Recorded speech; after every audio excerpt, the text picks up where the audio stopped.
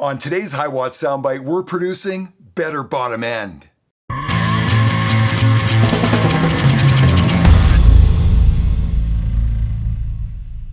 Well, am I ever excited about today's session? Totally inspired by all of you.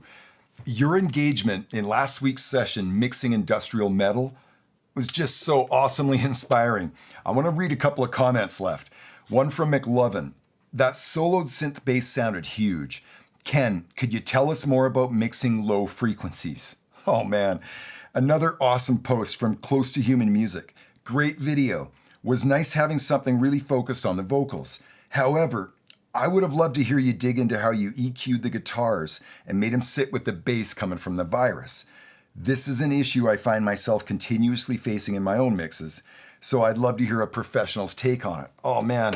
Well, Close to Human Music and McLovin, thank you both so much for engaging.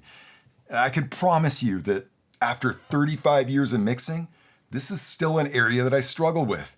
I wish there was one session that I could post that would just solve all your bottom end issues, but that's not gonna happen. Of course, over the years and through experience, I've learned some techniques and some ideas that have really helped me define my bottom end in my mixes in a good way, and I wanna share some of those. For today's session, we're gonna dive right back into last week's track, Concrete Skin by Insect. Perfect example of some of the techniques that I like to get up to in defining my bottom end and cleaning it up. Now, I think I have to address something before I move on.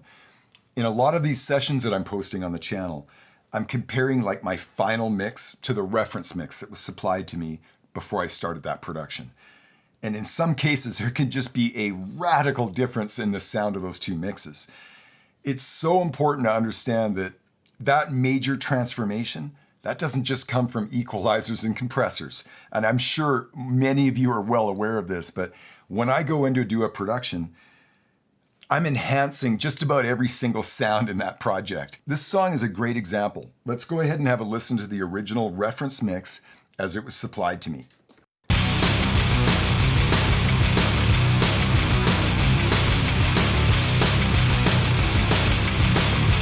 And my final mix.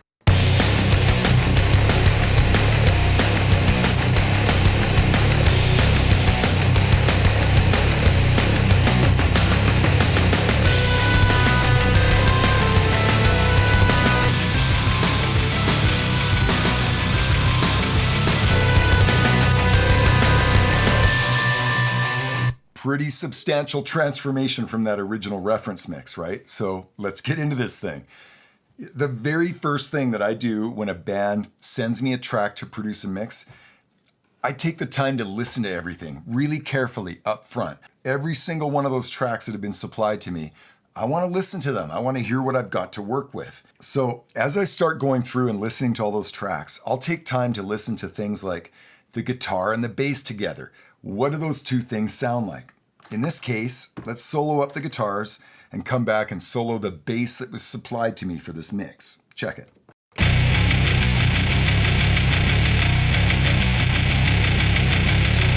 Well, what strikes me about that bass track playing against those guitars is just how much it's competing. There's all this buzz and top end that's part of that bass sound that's just sort of messing with how killer those guitars sound. There's even a rhythm thing that's kind of confusing in there. So about the only thing that I'd be willing to do with that bass track as supplied to me is throwing down an EQ on it and getting rid of like all the top end on that thing. So let's put a little high cut on there.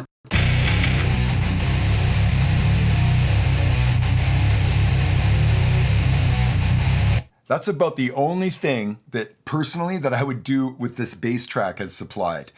And as cool as that sounds, it's still not gonna cut it. Why? Because this track is 185 BPM and it is absolutely relentless.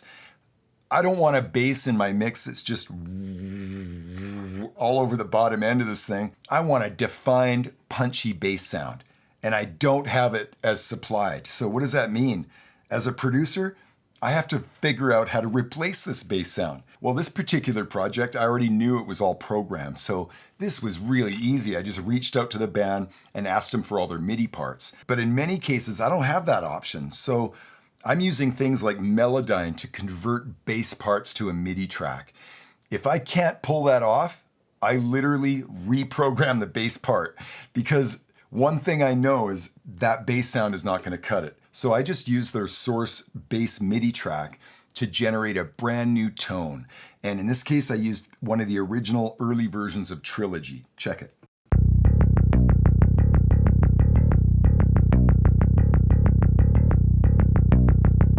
Nice, clean, program bass sound coming from Trilogy, but just way too clean for our mix. So I went back and checked the TDM session, and these are the plugins that I added to that sound. Amp Farm to give it some grit, a little bit of top end boost on that channel strip, and a whole bunch of compression coming from this Fairchild 660. All of that resulted in this.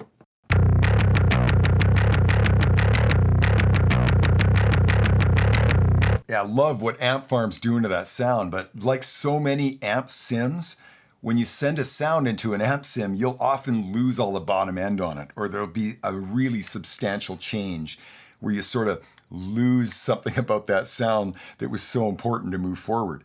So when that happens, almost every time, I'll go and double that sound, particularly on a track where I have the MIDI part available to me, where I can just throw up a sound on my virus and double that bass. It's exactly what I did on this one.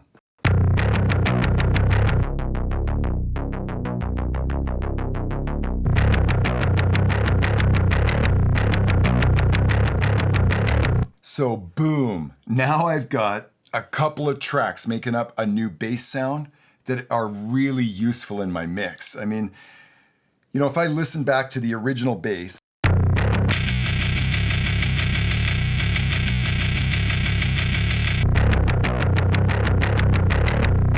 just a radically different kind of sound, right? I mean, huge difference in those two tones. Let's go add the guitars, come back and play the original.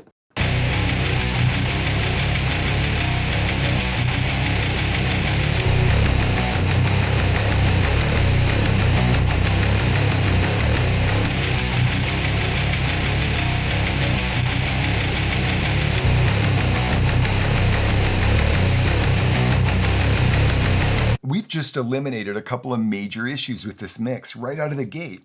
That buzzy bass that was interfering and competing so much with the guitars, it's just eliminated, it's gone. Now we've got a bass sound that's tracking those guitars, and it's tracking them in a way that just extends down to the floor. Those guitars sound lovely. They've got a beautiful amount of harmonic distortion on them. I don't want to be messing with that or taking attention away from that by introducing something that's fighting with it, right? The time that I end up taking to recreate a brand new bass tone that is going to be really usable for that mix is a fraction of the time that I used to take like 25 years ago when I would just torture myself with equalizers and compressors trying to make that buzzy bass work into this mix. The major difference between how I handle it today versus 25 years ago is I don't torture myself with those EQs anymore. I just, early in the mix, I make a decision. If that buzzy bass is just not going to work for my mix, I simply eliminate it and I figure out how to replace it with something that will. Let's have a look at the guitars. The guitars that were supplied to me on this track were very well recorded. You're going to see that I did very little to these rhythm guitars. There are 4 separate performances, right? There's like a left and a right and their appropriate double. Soloed, here's what those sound like.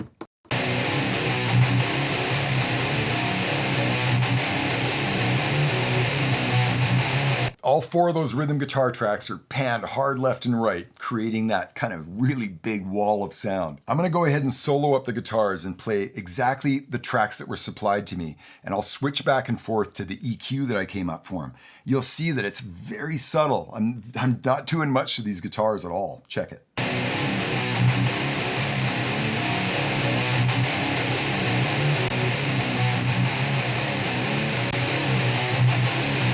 Clearly, you can hear that I'm adding some top end to those guitars, but there's something else going on that's very important. Nothing will mess your mix up faster than a bunch of unattended buildup of bottom end. And that is exactly what happens from rhythm guitars if you don't pay attention to this. What I'm talking about is, you know, any typical rhythm guitar player, when you're playing lots of muted strings and you're digging into it and you're playing lots of chugs, like exactly like this song, You just open a door to have all this low end energy being built up. So, my first task is to identify where that buildup is happening. Where are all those low frequencies piling up on each other? Typically, I'll just dial up an EQ. I'll go for a fairly excessive boost at a narrow band, and I'll just sweep around until I find where that pileup is. In my own experience, that's going to be between 200 and 400 hertz almost always. Check it.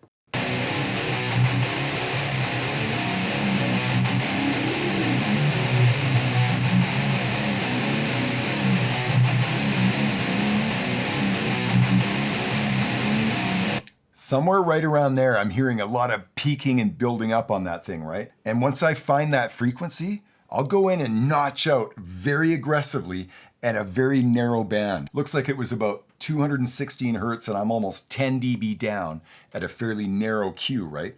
Check out what this sounds like.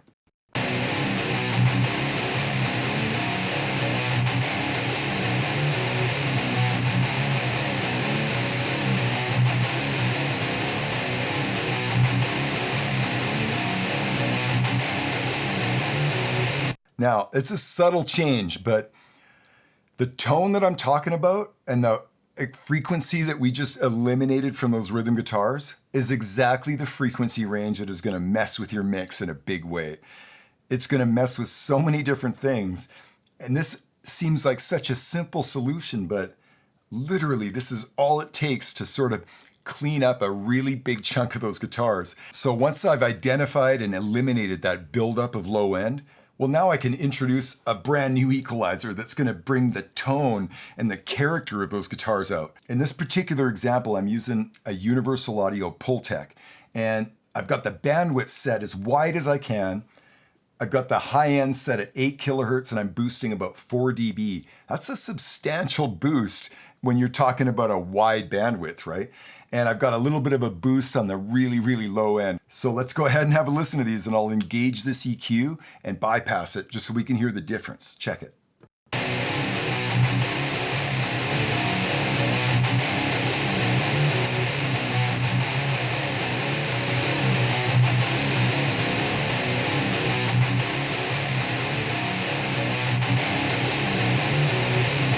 So that's a substantial boost to the top end of those guitars, but it's like 8K is my center frequency. So I'm not making those guitars harsher or anything. I'm just sort of adding some air.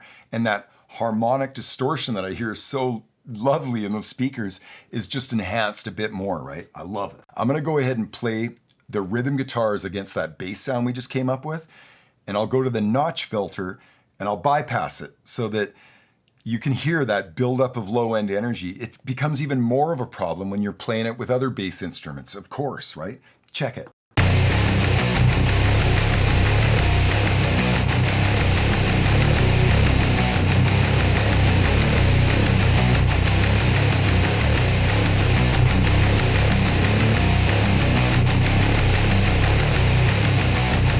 Now, I know we're talking subtleties. In fact, you probably need headphones or a good set of monitors to even hear what we're doing right now.